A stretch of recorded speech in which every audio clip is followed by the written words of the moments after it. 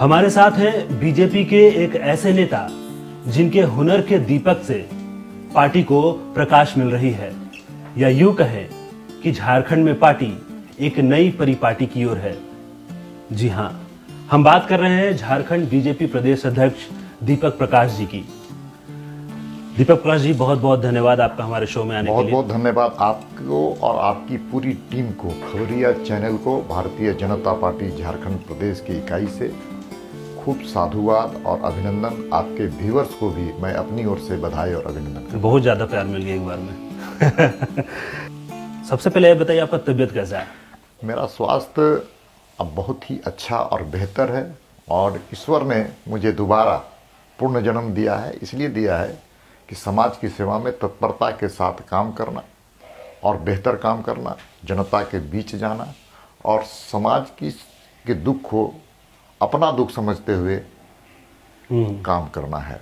इसलिए मैं आप सब लोगों को भी बहुत शुक्रगुजार हूँ, मीडिया के लोगों को। प्यार तो सबका था आपके साथ। इसने चाहे कोई भी सामाजिक कार्यकर्ता हो, कोई भी राजनीतिक दल के कार्यकर्ता हो, और सच में मीडिया के भी सारे लोगों का प्रेम और स्नेह मिला। मैं अंदर से, हृदय से आप सब लोगों का भी आभारी हूँ। हॉस्पिटल में कैसा लगता था आपको? मतलब बहुत लोग को तो ऐसा, मतलब इतना डर फील होता। हम भी बचपन में जब जाते थे तो टी टी पौ पौ ऐसा बजता है कि देखिए, स्वाभाविक है, हॉस्पिटल के नाम से डर तो स्वाभाविक है, लेकिन सच ये है कि हमको तो वहाँ पर जाने के बाद एक मंदिर जैसा महसूस हुआ। मंदिर जैसा महसूस हुआ? इसलिए महसूस हुआ कि मेरे जीवन को बचाने वाले वहाँ पर ऐसे स्वास्थ्यकर्मी डॉक्टर प्रशांत और उनकी पूरी टीम, पूरा कैडोलॉजी डिपार्टमेंट जिस ढंग से हमारे जीवन को रक्षा किया है, उसके प्रति सच में तो अभी तो कोविड-19 के कारण सारे लोग की जाए वो कम है। इसलिए दुख और सुख दोनों का वो स्थान है।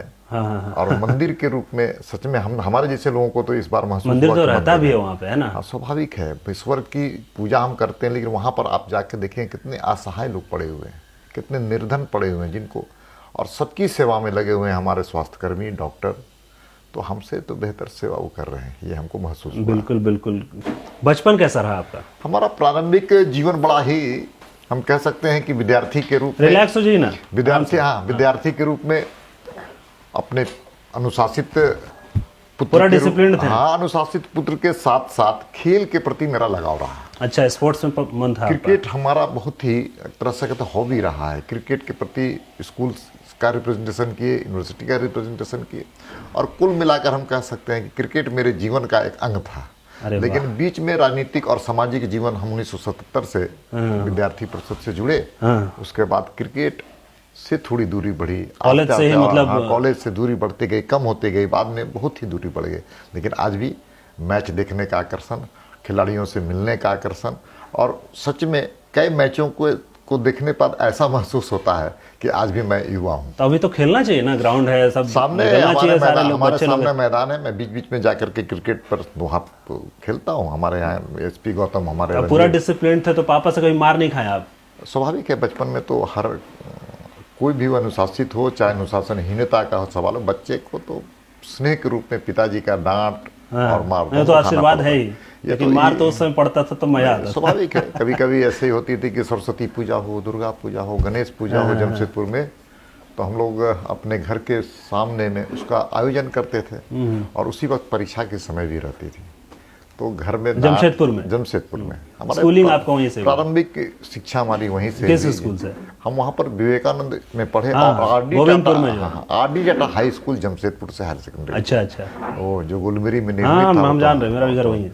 तो जमशेदपुर में आरडी जटा स्कूल से पढ़ाई हमारी प्रारंभिक। और मैं सामाजिक जीवन में, छात्र जीवन में विद्यार्थी परिषद से वहीं जुड़ने का हमारा प्रारंभ हुआ, और सामाजिक चेतना और सामाजिक जीवन को कैसे जिया जाए, इसकी सीख हमको जमशेदपुर की माटी ने दिया था।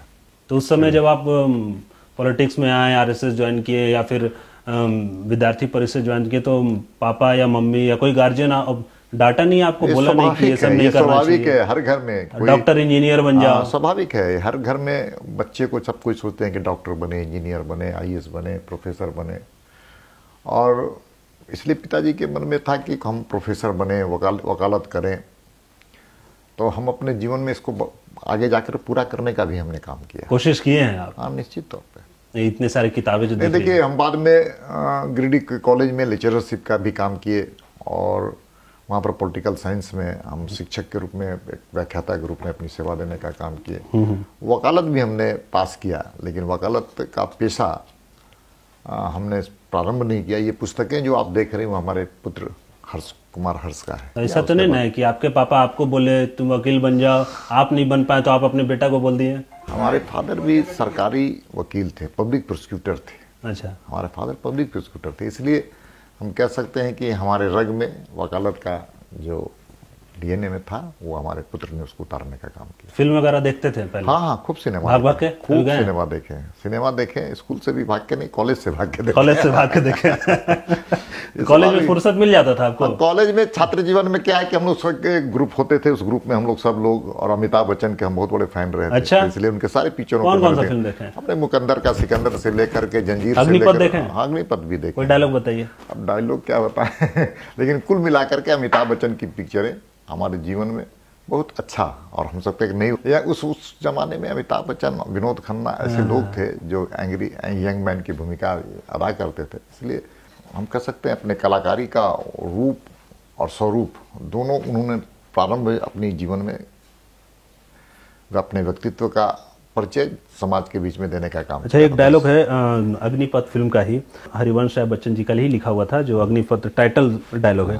ये महान दृश्य है, चल रहा मनुष्य है, अश्रु स्वेद रक्त से लथपथ लथपथ लथपथ। अग्निपथ अग्निपथ अग्निपथ। आपको क्या लगता है कि झारखंड में बीजेपी के लिए अग्निपथ है? देखिए, भारतीय जनता पार्टी के कार्यकर्ता के हैसियत से प्रत्येक कार्यकर्ता ये मूल मंत्र लेकर चलता है कि हम किसी भी चुनौती को अवसर में बदलेंगे। भारतीय जनता पार्टी का झारखंड प्रदेश में पुराना जनाधार रहा है जी। जनसंघ काल से हमारा ये कह सकते हैं कि उर्वरा भूमि रही है।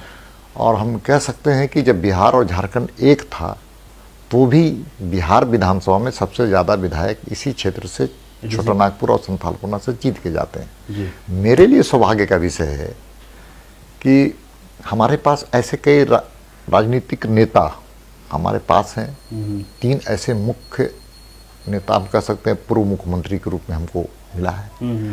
बाबूलाल मरांडी हों, अर्जुन मुंडा जी हों, रघुवर दास जी हों, इन तीनों के पास एक लंबा अनुभव है, प्रशासनिक अनुभव है, राजनीतिक अनुभव है, उसका हमको लाभ उठाना है। साथ ही साथ में असंख्य कार्यकर्ता जिनके तप के कारण हम आज यहाँ तक पहुंचे। प्रधानमंत्री जी का बात सच हो जाता है यहाँ पे कि सबका साथ सबका विकास वाला बात। कुल मिलाकर आप कह सकते हैं कि इस झारखंड में बहुत बड़े कार्यकर्ताओं का योगदान रहा है। पुराने को साथ लेना है, नए को जोड़ना है, और हमारे जो नेतृत्व, हमारे जो नेता हैं 3 ऐसे लोग, उनको साथ लेकर के संघर्ष के रास्ते पर चलना है। और संघर्ष के बाद विजय स्वाभाविक है, क्योंकि ये धरती हमारी है, झारखंड की धरती। जनता के बीच जाकर के संवेदनशीलता और उनके समस्या को समझना और उसको दूर करने के लिए प्रयास करना, ये भारतीय जनता पार्टी के कार्यकर्ताओं की पहचान है। जहाँ तक आपने कहा कि विपक्ष, देखिए स्वाभाविक रूप से हम कह सकते हैं कि भारतीय जनता पार्टी आज दुनिया की सबसे बड़ी पार्टी है, भारत की सबसे बड़ी पार्टी है, झारखंड की भी सबसे बड़ी पार्टी है। बहुत कार्यकर्ता जुड़ भी गए हैं इसमें, रिकॉर्ड बन गया है। इसलिए हम कह सकते हैं कि जब हमारी सबसे बड़ी पार्टी बनी है तो उसके पीछे मूल मंत्र है सबका साथ, सबका विकास, सब पर विश्वास कीजिए। इसलिए हम सब लोग कहते हैं कि भारतीय जनता पार्टी के कार्यकर्ता सामाजिक क्षेत्र में रचनात्मक भूमिका अदा करते हुए राजनीतिक क्षेत्र में काम। बार बार विपक्ष ये भी कंप्लेन करती है कि आप सिर्फ हिंदुओं के लिए सोचते हैं, मुस्लिम के लिए नहीं सोचते, मुस्लिम विरोधी विचारधारा है, ऐसा कुछ।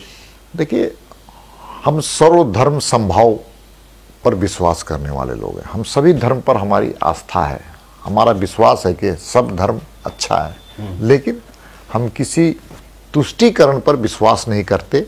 हम ये नहीं कह सकते कि वोटों की राजनीति करने के लिए अल्पसंख्यक समाज को अपनी ओर आकर्षित करने का हम काम करते हैं। हम तो चाहते हैं कि देश के अंदर सबके लिए एक कानून हो, चाहे वो हिंदू हो, मुस्लिम हो, सिख हो और ईसाई हो, सब एक ही छत के छाए में रहें, सब लोग इस देश के प्रति समर्पित भाव से सेवा करें और इस देश को परम वैभवशाली बनाने में अपना योगदान दें। आपको क्या लगता है कि अभी आपको और बहुत कुछ सीखने का जरूरत है? स्वाभाविक, हर दिन हम सीखते हैं और हर दिन सीखने का हम प्रयास भी करते हैं, दो माध्यम से। इतना दिन लॉकडाउन था, आप क्या सीखे? देखिए, इस अंतराल में हमने कई पुस्तकों को पढ़ने का काम किया। पढ़े और वो हम पुस्तकें पढ़े चाइना के संदर्भ में अरुण शौरी जी की पुस्तकें बहुत अच्छी पुस्तक है। संस्कृति के 4 अध्याय दिनकर जी की पुस्तक है। अच्छा, बहुत अच्छी पुस्तक है। मेरा स्वाध्याय करने का एक आदत है, तो उन पुस्तकों को पढ़ने से थोड़ा मन में एक नई ऊर्जा आता है। और आप सबको ही जानते हैं कि लॉकडाउन में हमने तय किया कि रामायण को भी हम फिर से पढ़ें, देखे नहीं पढ़े, इसलिए हम अब उसको सुंदरकांड तक पढ़ने का हम काम कर रहे हैं प्रत्येक दिन, रामचरितमानस। अच्छा। तो इसको भी हम एक बार चाहते हैं कि पूरा पढ़िएगा, पढ़ेंगे, आहिस्ते आहिस्ते पढ़ेंगे, समझेंगे और समझ करके उसमें कुछ ऐसी चीजें हैं कि उससे समाज में काम करने का आदर्श खड़ा किया जा रहा है, सीखा जा सकता है। इसीलिए तो ऐसी चीजों को हम पढ़ रहे हैं। आदर्श मांगते हैं बहुत लोग राम को, लेकिन आज के डेट में बोलते हैं कि राम बनना फायदा नहीं है, रावण बन के रहो। ये ऐसा नियत लेकर और चलने वाले की नियति अच्छा नहीं होगा। आप झारखंड हो या फिर और कोई प्रदेश हो, उन सभी में क्या चाहते हैं कि आप सरकार कमांड करे सारी चीजों को या फिर प्राइवेट सेक्टर हो जाना चाहिए? जैसे आपको एक उदाहरण देकर बताते हैं कि प्राइवेट बैंक सरकारी बैंक, प्राइवेट स्कूल सरकारी स्कूल, दोनों का ट्रीट करने का तरीका अलग होता है। आप प्राइवेट बैंक में मस्त का एसी लगा हुआ है, एकदम ठंडा पानी आएगा, है ना, पूरा वेल मेंटेन है, कलरफुल दीवारें, सोफा, लेकिन सरकारी बैंक में वही चीज नहीं है। देखिए, मेरी व्यक्तिगत राय है कि सरकार को व्यवसाय नहीं करना चाहिए। जितने आप देखिएगा प्राइवेट सेक्टर के जो काम हैं, वो आप देखेंगे कि उसको मार्केट नहीं मिल पाता है, उसका उत्पादन ठीक से नहीं हो सकता है और आहिस्ते आहिस्ते उस समाज के लिए कोढ़ और बोझ बन जाता है। कई ऐसे उदाहरण हैं। तो इसलिए पब्लिक सेक्टर में काम हो तो अच्छा है, लेकिन सरकार का नियंत्रण हो, कर्मचारियों के नियंत्रण। हाँ, सरकार कुछ ऐसे शर्तों के साथ इन प्राइवेट सेक्टर के, पब्लिक को तो सर्विस भी चाहिए, अच्छा सर्विस चाहिए, लेकिन सर्विस चाहिए उसके हेल्थ सेक्टर में अच्छा हो, उनके रिटायरमेंट तक का प्लानिंग हो, उनके रोजगार में उचित वेतन मिले, उनको मजदूरी अच्छा मिले। इन सब चीज़ों का पालन कठोरता से, कड़ाई से होना चाहिए। लेकिन जो भी आप देखिएगा सरकारी उपक्रम व्यवसाय कर रहा है, वो आहिस्ते आहिस्ते मृत प्राय हो जाता है और फिर उसकी दुर्दशा होती है, फिर करों के भुगतान से उसकी सेवा चलती है। इस प्रकार हम कह सकते हैं कि समाज के लिए बाद में वो कोढ़ साबित होता है। बिहार में इलेक्शन होने वाला है, उसको लेकर बीजेपी की क्या रणनीति है? वहाँ पर नीतीश कुमार जी के नेतृत्व में भारतीय जनता पार्टी की सरकार चल रही है, बहुत अच्छी सरकार चल रही है। वहाँ पर हम कह सकते हैं कि एक मॉडल खड़ा किया है विकास के मामले में, लॉ एंड ऑर्डर के मामले में, सड़कों के इंफ्रास्ट्रक्चर के मामले में, बिजली के मामले में। स्वावलंबी बिहार बना ही नहीं है, बल्कि सरप्लस भी अब होने वाला है। तो कुल मिलाकर हम कह सकते हैं नीतीश कुमार जी ने बहुत ही अच्छा और बेहतर काम किया है, भारतीय जनता पार्टी की सरकार। और हम लोग दोनों मिलकर के, जदयू और भारतीय जनता पार्टी मिलकर के वहाँ पुनः सरकार बनाएंगे। और सरकार अपने लिए नहीं बल्कि बिहार के लोगों के लिए बनेगा। अभी तो आरजेडी के बहुत सारे लीडर है, कार्यकर्ता उल्टा सीधा बोल रहे थे बीजेपी के। देखिए, अखबारी बयान देना अलग विषय है। जो अपने परिवार को एकीकृत नहीं कर पाया, जो अपने परिवार को एकीकृत नहीं रख पाया, वह समाज को कैसे एक साथ और संयुक्त रखेगा, कैसे राज्य को संभालेगा। और पुराना उदाहरण है, चाहे लालू जी की सरकार हो, तेजस्वी और के स्वास्थ्य मंत्री मंत्रालय के रूप में हम कह सकते हैं, तब क्या नाम है, तेज प्रताप सिंह की, यादव की बात हो, कुल मिलाकर के उनके कार्यकाल को जनता ने देखा है। और साथ ही साथ किस प्रकार की कानून व्यवस्था वहाँ पर चौपट थी लालू जी के सरकार में। त्राहिमाम लोग कर रहे थे, जंगल राज बन चुका था बिहार। अच्छा, जंगल राज का फॉर्मूला क्या है ये बताइए? जंगल राज हमेशा हम लोग बोलते हैं, जंगल राज क्या है? भारत के संविधान में कुछ प्रावधान है, लोकतांत्रिक संस्थाएं हैं, साथ ही साथ कानून और व्यवस्था, लॉ एंड ऑर्डर, जो जिस राज्य में नहीं हो, लोकतांत्रिक संस्थाएं ध्वस्त हो गई हो, जी। और साथ साथ हम कह सकते हैं कि कानूनी जो चीज़ें होती हैं, सरकार कानून को चलाने में सक्षम नहीं होती है और वहाँ पर अराजकता की स्थिति हो जाती है, तो ऐसे को हम लोग जंगल राज कहते हैं। कभी प्यार मोहब्बत हुआ कॉलेज लाइफ में? पत्नी है। पत्नी तो हुई, शादी से पहले? देखिए, सच में विद्यार्थी परिषद के जीवन में लगातार फिल्में वगैरह देखते थे आप? पिक्चर देखते थे, स्वाभाविक, आज भी देखते हैं पिक्चर, हम आज भी पिक्चर देखते हैं। देखिए, पिक्चर देखना अलग बात है, लेकिन उसको जीवन में आप उसके इम्प्लीमेंट नहीं कर सकते, ट्रू हीरो नहीं बन सकते हैं। वो तो मनोरंजन के लिए है, कुछ चीजें उसमें आदर्श निकलता है, उसको अच्छाई चीजें उसको पकड़ने के लिए, लेकिन आप हीरो हीरोइन की भूमिका नहीं अदा कर सकते हैं। देखिए, घर में जब नहीं होता है कभी किसी को पसंद किए हो, देखिए, लेकिन नहीं हो पाया हो, बात नहीं, या आप ही नहीं बोल पाए हो? नहीं, ऐसा कोई अवसर हमको इसलिए नहीं मिला कि मेरे पास समय का अभाव हमेशा रहा है कि विद्यार्थी परिषद के काम में लगातार विद्यार्थियों के बीच में काम करने का, युवा मोर्चा में लगातार पार्टी और संगठन को कैसे बेहतर करें, उसी के लिए हमारा प्यार मोहब्बत है। हमारा प्यार मोहब्बत पार्टी के साथ है, हमारा प्यार मोहब्बत पार्टी के कार्यकर्ताओं के साथ है, हमारा प्यार मोहब्बत सैद्धांतिक अधिष्ठान के साथ है, सांस्कृतिक राष्ट्रवाद के साथ है। तो शादी के बाद भी तो आप एक्टिव थे फील्ड में? हाँ, स्वाभाविक है। हमारी पत्नी ही पूरे घर को चलाने का काम आज भी करती है। कभी शिकायत नहीं की? स्वाभाविक है, कभी कभी तो नोकझोंक होता रहा हम लोगों का, लेकिन कुल मिलाकर के पत्नी और परिवार का सहयोग अगर किसी सामाजिक कार्यकर्ता और राजनीतिक कार्यकर्ता को नहीं मिलेगा तो आगे नहीं बढ़ पाएगा। हमारे परिवार का भी इसमें बहुत बड़ा योगदान है। तो ये क्या लगता है कि अभी सब्जी उब्जी लाने जाए तो हम, आपकी मैडम डांट दिए सब्जी नहीं चाहिए मेरे को? देखिए, ये सच है, ये एकदम सच है। परिवार की अभिलाषा रहती है कि मेरे पिता घर में रहें, हमारे साथ समय दें।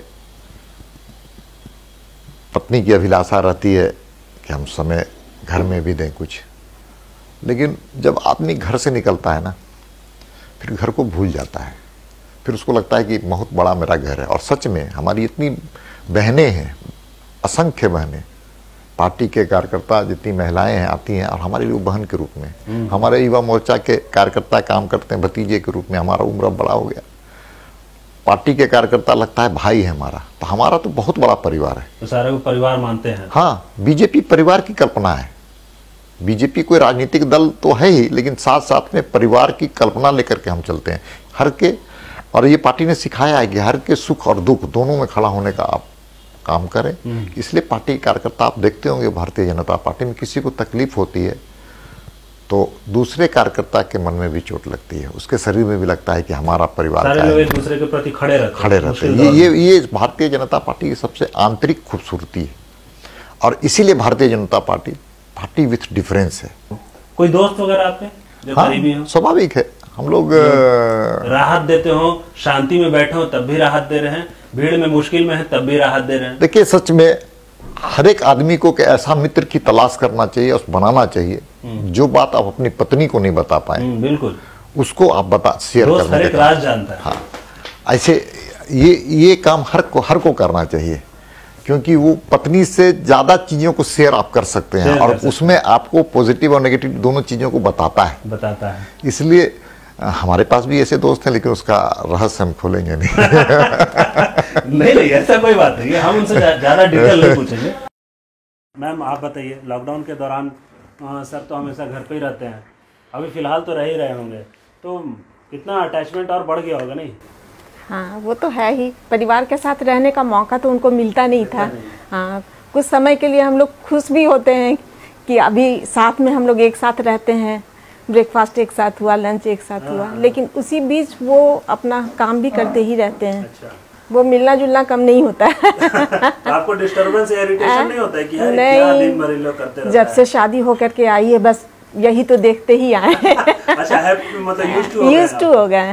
तो कभी डांटते हैं आप, बोलती है कि यार यही अभी खाना खाने का टाइम में चलिए आइए खाना खाने? डांटते तो नहीं है, लेकिन ये बात जरूर बोलते हैं समय पे नाश्ता खाना करना ही चाहिए। डांट खाने लायक काम नहीं कर रहे हैं ना, बचे हुए हैं। मुझे ये मालूम है कि 2000 से मैं देखते आ रहा हूँ, जब मेरा होश मैंने संभाला है, तो बहुत बार ऐसा रहा है कि टिकट मिलने का परिस्थिति भी हुआ है। और 2020 तक जो अभी है राज्यसभा में, उनको इलेक्शन में उनको टिकट दिया गया। तो बहुत सारे ऐसे काम किए उन्होंने। हमेशा जनताओं के बीच में रहते हैं, कार्यकर्ताओं के बीच में। साथ फील्ड में कभी कभी जब गांव जाना होता है, परिवार के बीच में जाना रहता है, तो पापा लेके जाते हैं। उनको अच्छा लगता है कि उस अपना जो बोलते हैं ना कि ग्रास रूट लेवल से आदमी का जुड़ाव होना चाहिए। और ये ऐसा नहीं है कि मुझे ही लेके जाते हैं, पूरे परिवार को लेके जाते हैं। क्या उनमें क्या लगता है आपको कि वो किस तरीके से काम कर रहे हैं? मैं तो अभी जब से देख रही हूँ, he is working very hard, very sincerely. और ये देखकर आप तो पापा इसलिए नहीं ना बोल रहे सर? नहीं, नॉट एट ऑल। पापा इसलिए नहीं कह रहे। As an individual he is a very nice man and very fun loving also. तो ये देखकर बहुत अच्छा लगता है कि being a public figure he is so grounded. बहुत अच्छा लगता है। मेरे लिए फादर ही हैं वो। मेरी शादी होने के बाद I was totally relying on him. और बहुत केयरिंग है, एक्सट्रीमली केयरिंग है। आप मेरी छोटी छोटी चीज़ों पे being a father in law वो इस तरीके से मेरा ध्यान रखते हैं जैसे मेरे फादर हैं। आपको क्या लगता है कि अभी फ्यूचर में उनका क्या पोजीशन होने वाला है? वेरी ब्राइट फ्यूचर है, वेरी ब्राइट फ्यूचर। उनका बोलने का तरीका, समझाने का तरीका इतना फ्लुएंट है, वो इतनी अच्छे से समझाते हैं कि you feel it from inside कि हाँ वो जो कह रहे हैं उसमें कुछ बात है। वो ऐसे ऊपर से नहीं कहते कोई भी चीज़। तो अभी जब वो फिर से काम पे जाने लगेंगे, फिर से लॉकडाउन खत्म होगा, तो थोड़ा सा नहीं लगेगा कि हाँ रहते लॉकडाउन ही ठीक था? That is life. We all have to work, we have to get back to work. और ऐसे तो देश चलेगी, ऐसा तो नहीं हो सकता कि सिर्फ घर पे बैठे रहे। मैं आपको बताता हूँ, लॉकडाउन में मतलब सारे लोग पॉलिटिकल जवाब देंगे देश चलेगा। नहीं, लॉकडाउन बचपन से इन लोग यही देखते हुए आ रहा है। और पापा इसके कभी भी घर पे बैठ के नहीं रहे हैं। इवन इन लोग का स्कूल जाना आना, पेरेंट्स टीचर मीटिंग अटेंड करना, सब कुछ मेरी जिम्मेवारी थी। और हम इनको एकदम फ्री छोड़ दिए थे कि आप अपना पॉलिटिक्स में, जो इनको शुरू से इंटरेस्ट भी था और हर लोगों के लिए ये एकदम शादी हो रही थी तो आपको पता था कि पॉलिटिकल करियर ये बंदे का? नहीं, ये नहीं पता था। नहीं पता था। प्रोफेसर थे जी। अच्छा, प्रोफेसर समझ के आप शादी की? तो फिर बाद में कैसे? हमको बिल्कुल इंटरेस्ट नहीं था, पॉलिटिकल साइंस भी हम नहीं लिए थे इसलिए क्योंकि हमको एकदम इंटरेस्ट नहीं था। लेकिन अब हम उसी में एकदम ढल गए हैं और अच्छा लगता है। उस समय का रिएक्शन कैसा था वो जब बोले हुए कि नहीं आज तुम देखना हम जा रहे हैं बाहर पॉलिटिक्स करने? धीरे धीरे समझते समझते फिर यूज्ड टू हो गया। शुरू में तो आप थोड़ा लगता था ये क्या है, हमको उतना समझ नहीं आता था। मेरी शादी भी कम ही एज में हुई थी इसलिए कुछ समझ नहीं आता था। लेकिन धीरे धीरे हमको उसी में इंटरेस्ट आने लगा, वही अच्छा लगने लगा।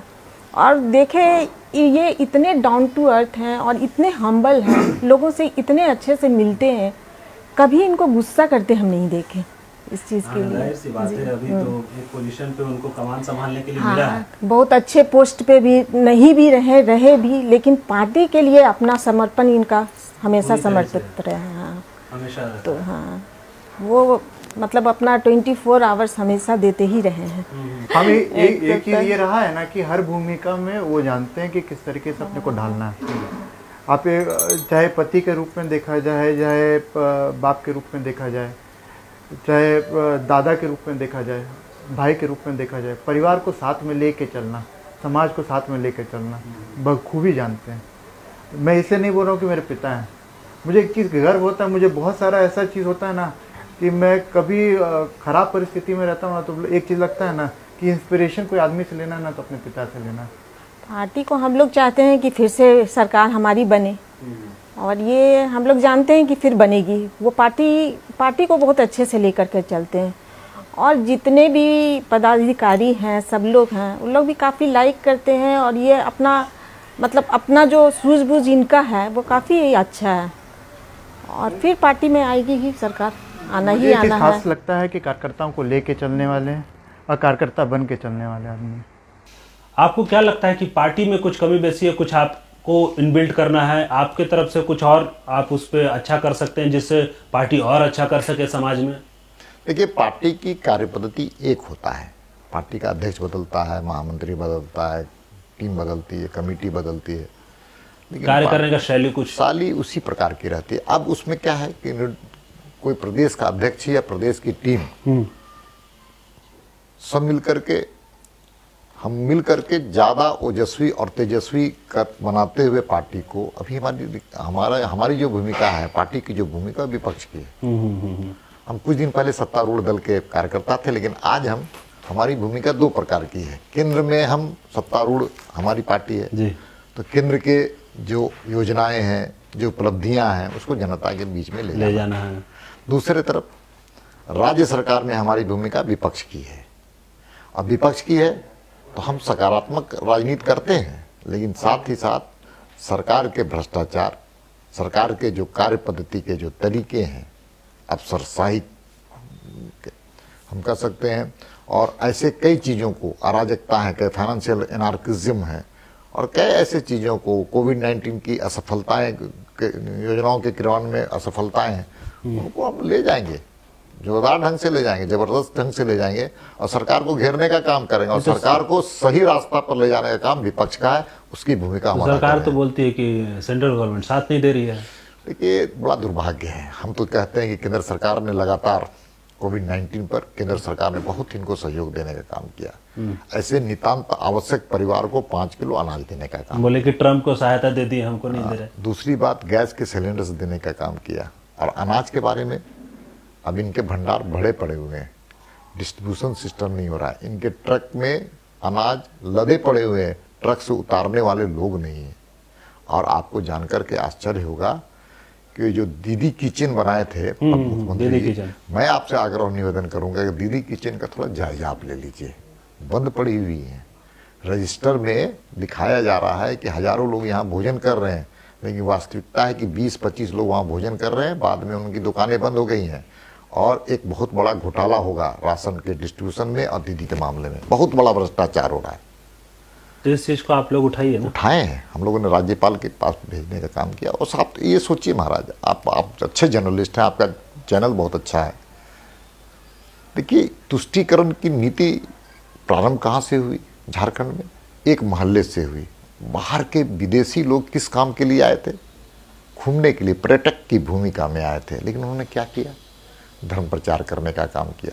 सीए के आंदोलन में अपना आग में घी डालने का काम किया, और सरकार कुछ नहीं कर रही है। वैसे जिन लोगों ने उनको बुलाया था उन पर FIR नहीं हुआ।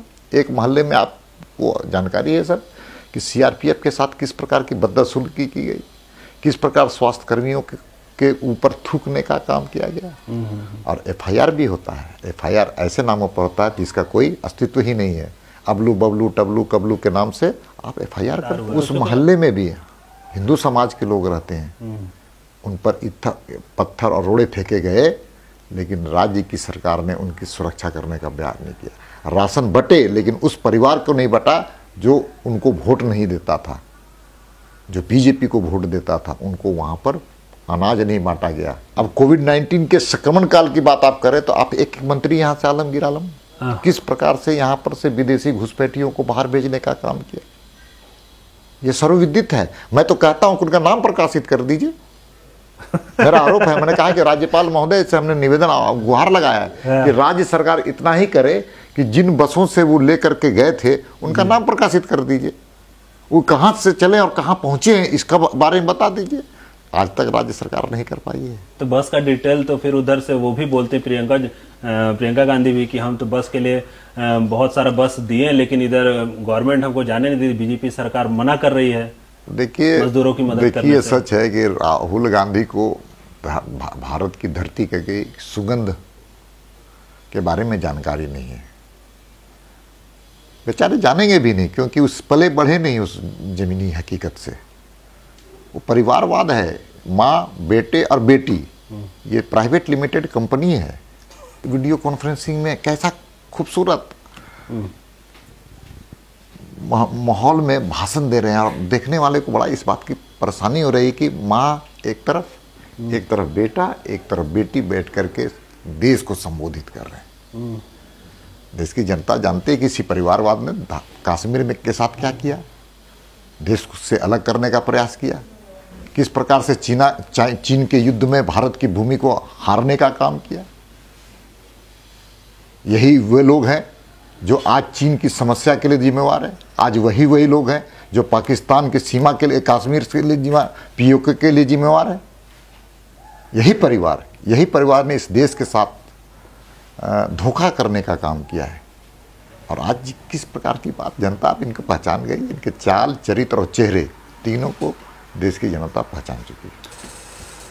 तब आपको क्या लगता है कि आने वाले समय में झारखंड में कमल फूल खिलेगा कि नहीं? देखिए, झारखंड में खेत हमारा है, खलिहान भी मेरा है, और ये उर्वरा भूमि, फर्टाइल भूमि भारतीय जनता पार्टी की है। हमारे कार्यकर्ता लगातार जनता के बीच में जाकर केंद्र सरकार की उपलब्धियां और राज्य सरकार के संदर्भ में जितनी गड़बड़ियां 6 महीने में हुआ है, इन्होंने वादा किया था। कांग्रेस के मैनिफेस्टो में प्रथम पृष्ठ के पहले पंक्ति में लिखा हुआ है कि हमारी सरकार बनेगी तो 2 महीने के अंदर हम किसानों को ऋण माफ करेंगे। कहाँ गया वो वादा? इन्होंने वादा किया था कांग्रेस के लोगों ने कि हम ट्रेन आएगा तो ट्रेन रेलवे का भाड़ा हम देंगे। बड़े बड़े होर्डिंग लगे हुए हैं रांची में, लेकिन दुर्भाग्य से थोड़ा बताएं कि किस ट्रेन के भाड़ा कांग्रेस के कोष से गया है। झूठे वादे करने वाले लोग हैं और इनके झूठ के अलावा कुछ जानते नहीं। देखिए, रोए बगैर तो प्याज भी नहीं कटता, ये तो राजनीति है, कैसे कटेगा? हम रोने वाले लोग नहीं हैं, हम तो संघर्ष करने वाले लोग हैं। हम 74 में आंदोलन किए इसी कांग्रेस के खिलाफ। लोकतांत्रिक मूल्यों का हनन करने वाली कांग्रेस, आपातकाल लगाने वाली, नागरिक अधिकारों से वंचित करने वाली कांग्रेस के खिलाफ हम लड़े, इंदिरा जी के खिलाफ लड़े। और संघर्ष भारतीय जनता पार्टी के खून खून में है। हमारी जनसंघ की स्थापना भी संघर्ष से हुई।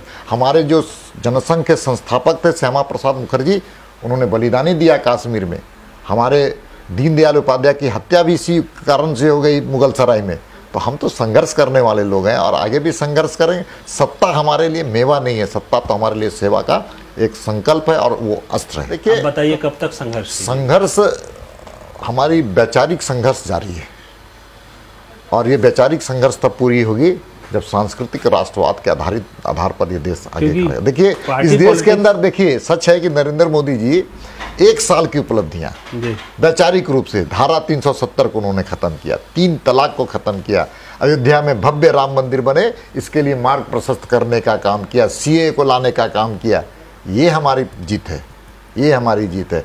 आर्थिक क्षेत्र में भी भारत की अर्थव्यवस्था अच्छी हो, बेहतर हो, इसके लिए पूरे दुनिया के लोगों ने तो पूरे सराहने का काम किया। 3 तलाक का मामला जब निपटा तो बहुत लोग बोल रहे थे कि मुस्लिम वोट पाने के लिए ऐसा कर दिया। मुस्लिम वोट के लिए, महिला सशक्तिकरण के लिए क्या किया गया? अकलियत समाज की मेरी बहनें उस समाज में भेदभाव का शिकार थी। 3 बार तलाक बोलने से उनको ऐसे सामाजिक और हम कह सकते हैं कि आर्थिक रूप से उनको नुकसान होते थे, उसको ख़त्म करने का सरकार ने काम किया। ये एक बड़ी जीत है, देश की जीत है, कोई एक समुदाय की जीत नहीं। हम कह सकते हैं महिला सशक्तिकरण के लिए एक सबसे बड़ी जीत थी और भारतीय जनता पार्टी ने उसे पूरा करने का काम किया। आपका पावर तो बढ़ गया है पार्टी में, चश्मा का पावर बढ़ा कि नहीं? हमारा पावर पहले भी कार्यकर्ता के रूप में था, आज भी कार्यकर्ता के रूप में पावर है, और कार्यकर्ता का पावर हमेशा बना रहता है। हाँ, एक नई ऊर्जा के साथ वो काम करते हैं। कार्यकर्ता पहले हैं, प्रदेश अध्यक्ष बाद में। झारखंड की जनता के लिए कोई संदेश? झारखंड के संदर्भ में अभी कोरोना वायरस के संदर्भ में इतना ही कहा जा सकता है कि हम सब लोग कोरोना वायरस के खिलाफ सोशल डिस्टेंसिंग का हम सब लोग पालन करें, और साथ ही साथ हम कह सकते हैं फेस कवर लगाने का काम करें। और तीसरा ये काम कह सकते हैं कि नर सेवा नारायण सेवा। अगल बगल जो लोग हैं भूखे रात को सोए नहीं, और साथ ही साथ हम कह सकते हैं स्वदेशी और स्थानीय उत्पादों को ग्रहण भी करें और लोगों को ग्रहण कराने के लिए, उपयोग करने के लिए आप प्रेरणा भी दें। तो कुल मिलाकर के भारत की जीत होगी। और मैं आपको बताता हूँ कि इस प्रधानमंत्री जी नरेंद्र मोदी जी के नेतृत्व में पूरी दुनिया का सुरमौर भारत बनेगा, ऐसा देश की जनता को विश्वास है। चलिए, उम्मीद भी यही करते हैं। बहुत बहुत धन्यवाद आपको भी मेरी ओर से। आपने बहुत अच्छे और रोचक प्रसंग भी आपने उठाने का काम किया, और ऐसे कई अनछुए पहलू को भी आपने मुझे स्मृति दिलाने का काम किया। इसलिए बहुत बहुत आपका भी धन्यवाद। आपकी पूरी टीम को भी मेरी ओर से धन्यवाद।